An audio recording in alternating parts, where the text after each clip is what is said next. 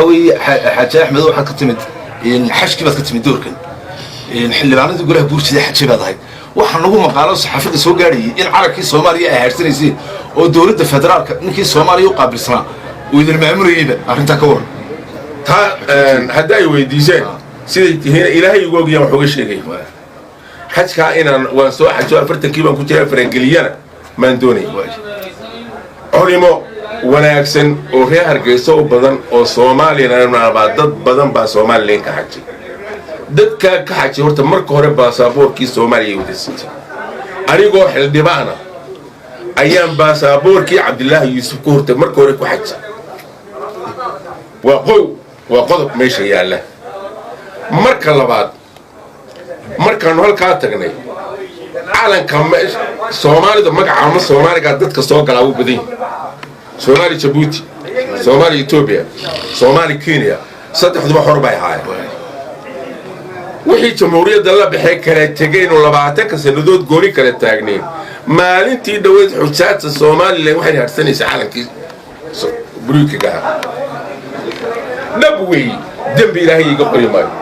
cidna ku gefi maayo waa wax dhaba waxana la hayay Soomaaliya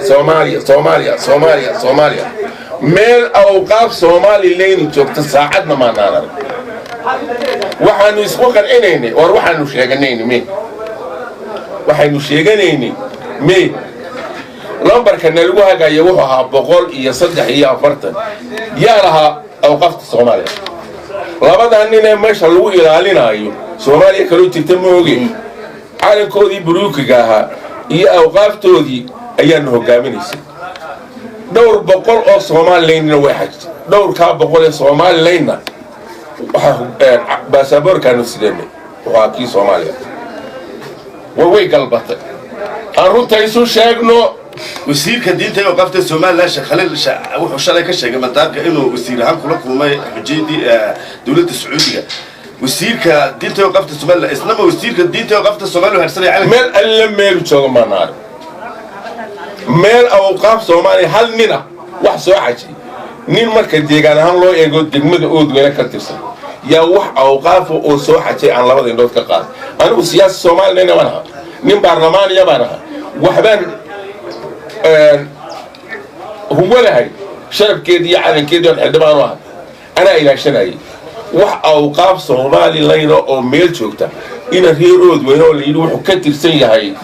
diintii awqaafta يا سدوا أود ويا مركب أبنية مايا ودرش هربوية لا وحكة سنة وستاردم